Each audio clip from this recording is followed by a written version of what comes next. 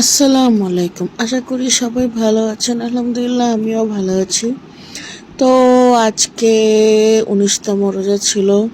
So ভাবলাম একটু ভালো কিছু বানান যাক। তো আমি এখানে বাটি চাট বানাচ্ছি।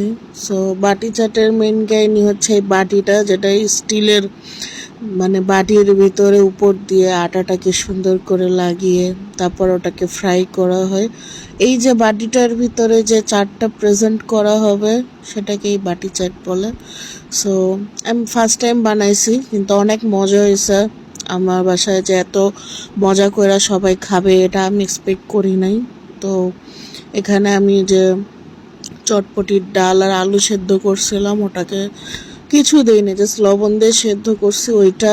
তারপরে একটু তেঁতুলের চাটনি বানাইছিলাম, ওইটা দিয়ে উপর দিয়ে একটু চাট মশলা, একটু বিট লবণ সুন্দর করে দিয়ে, চাইলে আপনারা শসাও দিতে পারেন। আমাদের বাসায় শসা অতটা পছন্দ করে না, সো আমি খালি একটু এমনি কাঁচা পেঁয়াজ দিছিলাম।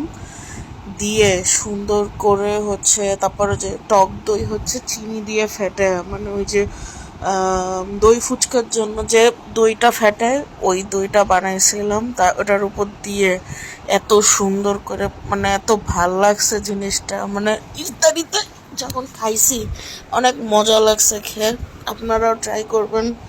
অনেক ইজি পিজি লেমন স্কুইজি। এত জাস্ট বাটিটা ভাজতে যতটুকু টাইম লাগে, মানে কমসে কম 12টা বাটি ভাজতে 2.5 ঘন্টার মতো টাইম লাগছে, বেশি না। সো আপনারাও ট্রাই করবেন, মজা পাবেন খেয়ে।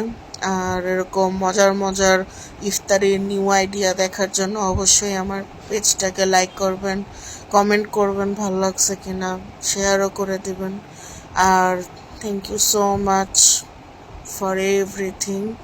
এই তো আমাদের ইফতারির জন্য সব রেডি, এখন আমরা খাবো। আপনারাও দেখেন, খান, বানায় খান। আসসালামু আলাইকুম।